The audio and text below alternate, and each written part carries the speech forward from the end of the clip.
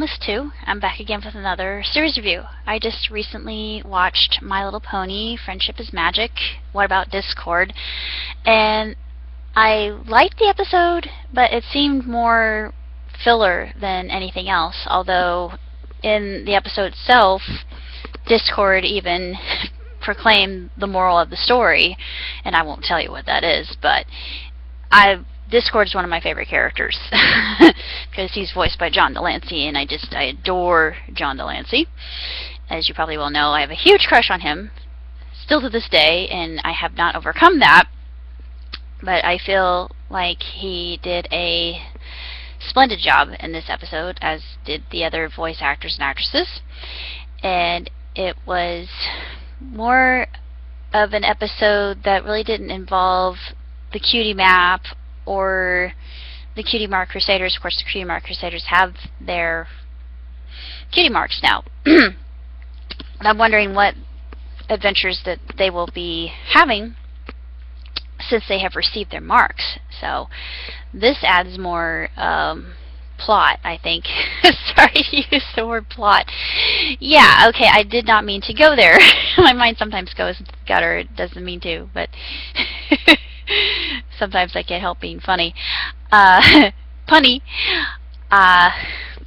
Anyways, this episode I felt was more filler than anything. It was enjoyable, granted, but it just really didn't add or take away too much from the franchise, I don't think. But there were some very genuinely hilarious, hysterical, like Discord said, moments, especially when he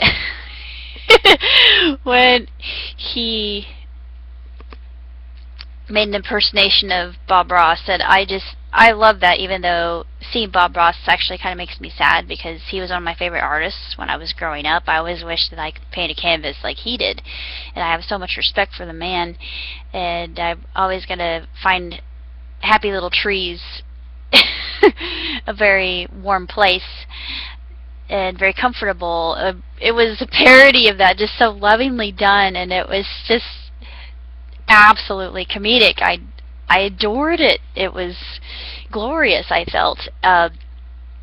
But other than that, it really didn't add too much to what we were expecting. I was expecting something out of the ordinary. There were the moments that were surreal, like you would expect with Discord, but other than that, it really didn't add or subtract, I think, or detract. But as far as development goes, it didn't really.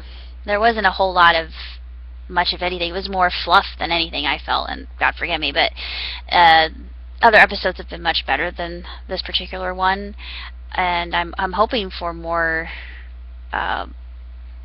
new characters and new situations and new scenarios that will involve our most beloved characters, and maybe, please, more Discord. I don't really have that much else to say about this particular episode other than I really liked it, and I am really eager to see more episodes in the future. Of course, there are going to be new Littlest Pet Shop. I really enjoy Littlest Pet Shop. I love the characters. I know it's a lot like My Little Pony. There are a lot of familiar voice actors and actresses. I think Ashley Ball, who voices Pinkie Pie and Applejack, I do believe. I think she voices one of the characters. Don't know if she does a singing voice. I know that there are different actresses that provide singing voices, but being a voice chaser is just something that I do. I like to keep tabs on who these people are and their talent, and they're very inspirational, I feel. I'm a little bit overwhelmed today because, and I'm trying not to be, but yesterday was Veterans Day. My father's a veteran, and I got a chance to see my friend Jason. I've spoken a lot about him. He is on his way to be deployed into Cuba, but he'll be under house arrest. Sadly, he won't be able to go out into the country too much. But he'll be deployed on Thanksgiving Day, which I will be working, and I'll get a chance to see a friend of mine. I would have spent it with my family, but I'm working. And usually I do, and it's my mom's side of the family, and I adore seeing them, but I haven't seen my mom's side of the family for years, and it's kind of sad, but I'm hoping that I do in the near future, that I can actually get a chance to have a vacation and have a reunion with them. I don't know when our next reunion will be, but I'm just prayerful that I can at least have a chance to get in touch with my family, because it's very, very, very important to me. But in this small sense, I do have an extended side of my family. I'll be seeing a friend of my dad's from work. He's kind of eccentric, but he means well. He's very generous, and he's got a crush on me. Unfortunately, he's old enough to be my father, but it's complicated. But I don't have any romantic designs on him or on Jason. I feel more comfortable with Jason. There are a lot of things that he actually understands me. He gets me. There's certain levels where he doesn't get me at all. A lot of people don't, but I don't know why that is. I try not to be secluded from everybody else, but it's just like in high school I was voted most unique, and that title still is attributed to me today, and I can't really I can't change that. It's who I am. I'm not going to change. I like who I am. But it'll be a very good Thanksgiving, I think. Last year it was good. We had our boarder, and our boarder is now at a place where he can get help for addiction, thank goodness. And he actually called yesterday, which was auspicious and very uplifting, because he actually said that he was feeling very empowered, and that he found himself in a place where he was very confident that he was getting the help that he deserved. And I feel that is very, very positive. Everything that I heard is just a huge sigh of relief from both Dad and myself, and hopefully we'll be hearing more from him in the future. I've been writing journal entries on this, and at some point in time I think that this would make a really good story, this story that is in progress every single day. Of course, names have been changed to protect the innocent, but my opinions, my thoughts, my observances, my deductions, they're all very unfiltered. It's brutally honest. I'm sorry. Honesty is my best policy. I don't lie well, and I don't like lying, and I'd rather not, because it's not who I am. And that's the situation right now. And of course, my friend Jason is going to Cuba. I'm conflicted because I love him a lot. My dad said, "Oh, he'd be perfect for you, and he would be a match made in heaven if you were to marry him." And I said, "No, I just can't. I've known him for over a decade, and I just don't feel that it would be a good setup, a good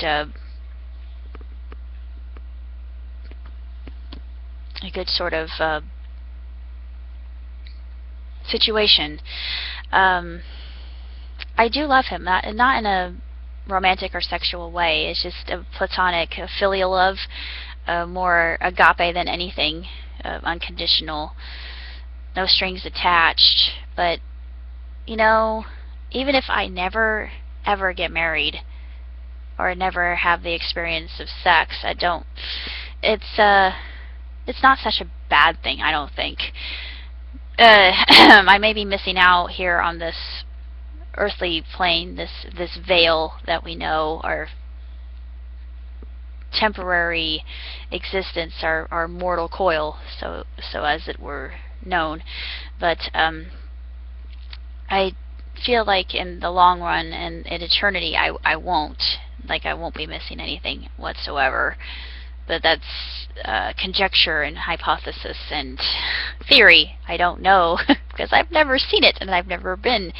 And like I said, it's conjecture, so uncertainty is the factor. But it's kind of a very complicated situation, but it's one where I'm very happy, and we're good friends, and that's all we're ever going to be. And my dad's friend from work we're never gonna be. No, thank you. I can't fathom or even contemplate. Ugh, just the whole idea of that brings me revulsion. uh, Beyond that, I can't say too much else about what's going on. There are a couple guys I'm interested in at work, but I don't know where that's going. I feel like my author has a really good sense of humor, or our author, I should say. I've been talking to him quite a bit about this, but we'll see. We'll see where this goes. I don't know if it's going to go anywhere, but it's definitely a unique, intriguing development in my life story, which continues to evolve. Even if, like I said before, even if I never get married, I think I'm going to be happy with the success that I've obtained thus far.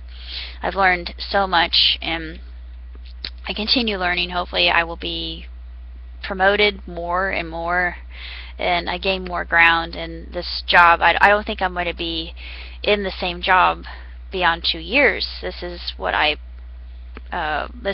forecast, my prognostication. I'm really not that psychic in my predictions, but many of them do come to fruition.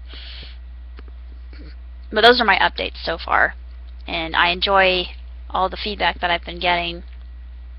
One of my watchers, I think I did this a long time ago, they said do a tour of your room.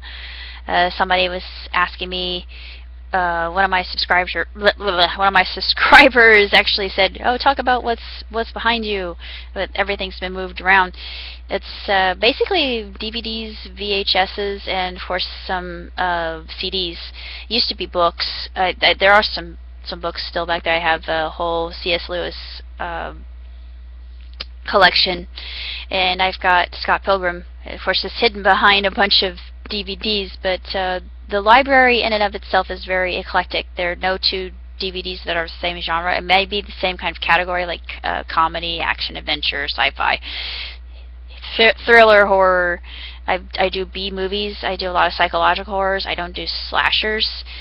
My main favorite genre is comedy, of course, as you probably have come to expect from me. I love comedies, but I'm very picky about my comedies, and the last comedy that I watched was Spy, which was absolutely exceptional and extraordinarily done, and still laughing about it, which is very difficult for me to do with a comedy. Even though there are some parts of it that are kind of raunchy, it was still just absolutely hysterical. I adore it, and Melissa McCarthy is one of my favorite comedians of all time. I want to meet her. I want to give her a huge hug, and I want to thank her personally for giving me so much joy, and a lot of other people too, I imagine. Of course, I've got. I used to have a Sailor Moon wall scroll, but since everything has been moved around, it disintegrated, unfortunately. So I got a Sword Art Online, but I really like that one a lot better, and I've got a trophy on my my desk, my bureau back there. It says Leadership Award. It was when I was in Joyful Noise. I have always been a mezzo-soprano. I was actually an alto at the time.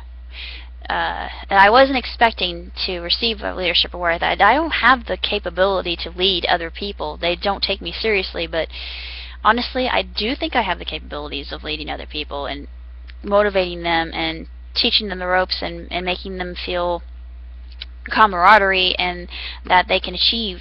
They can.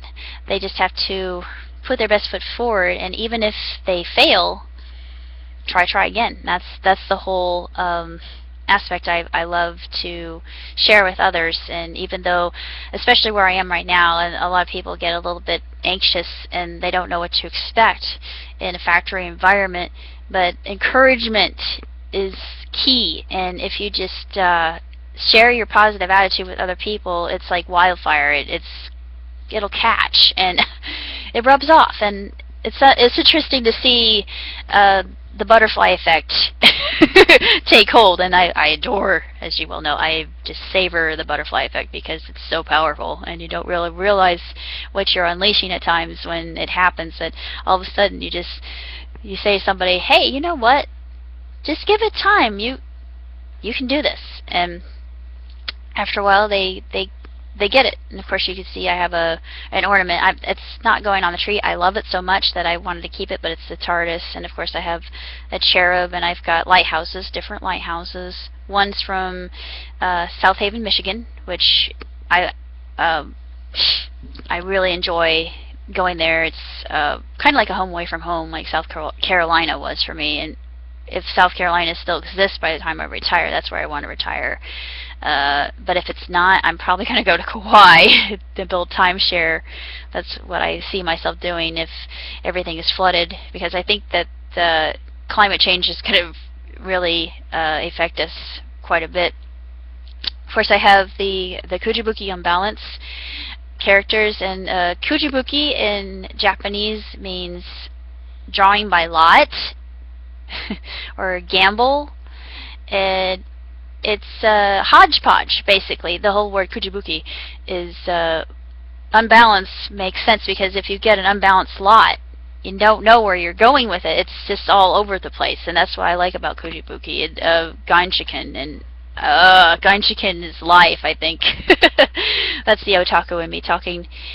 Part of me really wishes I were Japanese at some point in time, and that I like who I am. Like I said, I wouldn't change anything for the world. I enjoy my life and everything in it. Of course, there's a photograph from one of my friends of two butterflies, local butterflies. You can't see it. There's a reflection coming off of it. My laptop, a collection of stories and scripts that I'm hoping to God that I can share with somebody. I've got NBC's address. I don't know if they would like any of what I have here, but I'm wanting to get published. Underneath that is just information from work.